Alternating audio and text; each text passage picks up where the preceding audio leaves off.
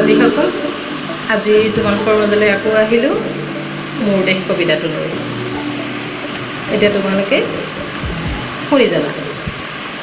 প্ৰথমে মই কবিতাটো পঢ়ি দিছোঁ। মোৰ প্ৰাণৰো প্ৰাণৰ, মোৰ গানৰো গানৰ, মোৰ দেশ। মোৰ প্ৰতিটো কামে, মোৰ প্ৰতিটো চিন্তাই এই দেশৰ বুকুত ৰচে হয় সোণোৱালী ভৱিষ্যতৰ সপোন। মোৰ জীৱনৰ আহে আহে, মোৰ যৌৱনৰ কোহে কোহে এই সপোনৰ কলৰৱ। দেশে দেশে দেশ আছে, এনে বহু দেশৰ অৰঙে দৰঙে মই ঘূৰিছোঁ। বহু বন্ধুৰ সতে হাতে হাতে হাত ধৰি ফুৰিছোঁ। কেতিয়াবা সাগৰ পাৰত, কেতিয়াবা খেজুৰ তলত, নতুবা পাহাৰ তলিত খন্তেক জিৰাইছোঁ। বন্ধুৰ সতে প্ৰাণ খুলি প্ৰাণৰ কথা পাতিছোঁ। তাৰপিছত আকৌ আৰম্ভ কৰিছোঁ নতুন যাত্ৰা।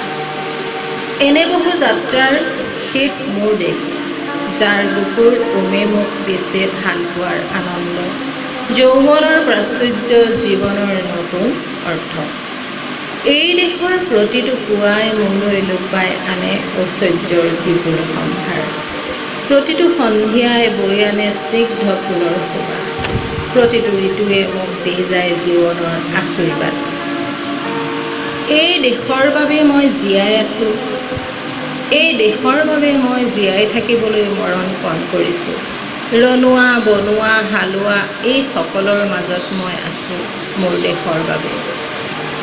অনৈক্যৰ মাজত ঐক্য হৈ, বিৰোধৰ মাজত সংহতিৰ সম্ভাৱনা হৈ মই আছোঁ। জীৱনে মৰণে শয়নে সপোনে এই দেশৰ আহ্বান মই শুনিছোঁ। শত্ৰু মিত্ৰ সকলোকে মই চিনিছোঁ, সিহঁতৰ অন্তৰ্ময় বিশ্বাসেৰে জিনিছোঁ। শান্তিৰ চৰাইজুৰিক আজলি ভৰাই মই দিছোঁ ভঁৰালৰ এমুঠি ধান, পৰাণৰ একোটি গান। আৰুতো মোৰ একো নাই, মোৰ দেশ, মোৰ কল্লোলিত সপোনৰ উত্তাল তৰংগই মোক লৈ যায় গভীৰৰ পৰা গভীৰতলৈ, আদৰ্শৰ কঠিন পৰ্বতমূললৈ। এতিয়া আহিছোঁ আমি কবি পৰিচয়টো। কবি হীৰেণ ভট্টাচাৰ্যদেৱৰ জন্ম 1932 চনত যোৰহাটত। গুৱাহাটীৰ ভোলানাথ বৰুৱা মহাবিদ্যালয়ৰ পৰা IA পাছ কৰে। ছপাশালৰ কাম আৰু শিক্ষকতাৰ লগত তেখেত জড়িত আছিল। তেখেতক সুগন্ধি পখিলাৰ কবি হিচাপে জনাজাত। তেখেতৰ কবিতা পুথি হ'ল ৰৌদ্ৰকামনা, তোমাৰ বাঁহী, সুগন্ধি পখিলা, বিভিন্ন দিনৰ কবিতা ইত্যাদি। শইচৰ কথাৰ মানুহ কবিতা পুথিৰ বাবে তেওঁ সাহিত্য একাডেমী বঁটা লাভ কৰিছিল। কবিজনাৰ কবিতাত জাপানী হাইকু কবিতাৰ সৌন্দৰ্য বিচাৰি পোৱা যায়। 2012 চনৰ 4 জুলাই তাৰিখে তেখেতৰ মৃত্যু হয়। এতিয়া আহোঁ আমি মূল ভাৱটোলৈ। মোৰ দেশ কবিতাটোৰ মাজেৰে কবিৰ নিজৰ দেশৰ প্ৰতি থকা সীমাহীন ভালপোৱা জীৱন্ত হৈ ধৰা দিছে। কবিৰ দেশখন তেওঁৰ বাবে প্ৰাণৰো প্ৰাণৰ, গানৰো গানৰ অতিব আপোন। শয়নে সপোনে তেওঁ শুনে দেশৰ উজ্জ্বল ভৱিষ্যতৰ এক কলধ্বনি। কবিয়ে বহু দেশ ঘূৰিছে, সাগৰৰ পাৰত, খেজুৰৰ তলত, নাইবা কোনোবা দেশৰ পাহাৰ তলিত বন্ধুৰ হাতে হাতে হাত ধৰি ঘূৰিছে। হ'লেও তেওঁ একোৰে শান্তি দিব পৰা নাই, যি শান্তি তেওঁ নিজ দেশতহে পায়। নিজৰ দেশৰ বুকুৰ উমে কবিক দিছে ভাল পোৱাৰ আনন্দ, যৌৱনৰ প্ৰাচুৰ্য। নিজৰ দেশৰ প্ৰতিটো পুৱাই কবিলৈ কঢ়িয়াই আনে ঐশ্বৰ্যৰ বিপুল সম্ভাৰ, আৰু প্ৰতিটো সন্ধিয়াই লৈ আনে স্নিগ্ধ ফুলৰ সুবাস, আৰু প্ৰতিটো ঋতুৱে কবিক দি যায় জীৱনৰ মহান আশীৰ্বাদ। কবিয়ে নিজৰ দেশৰ স্বাৰ্থতেই নিজৰ জীৱন মৰণ অৰ্পণ কৰিছে। কবিয়ে নিজ দেশৰ আহ্বানত ঐক্য আৰু সংহতিৰ মন্ত্ৰ আওৰাব বিচাৰে। তেওঁ হ'ব খোজে দেশৰ প্ৰতিজন মানুহ আৰু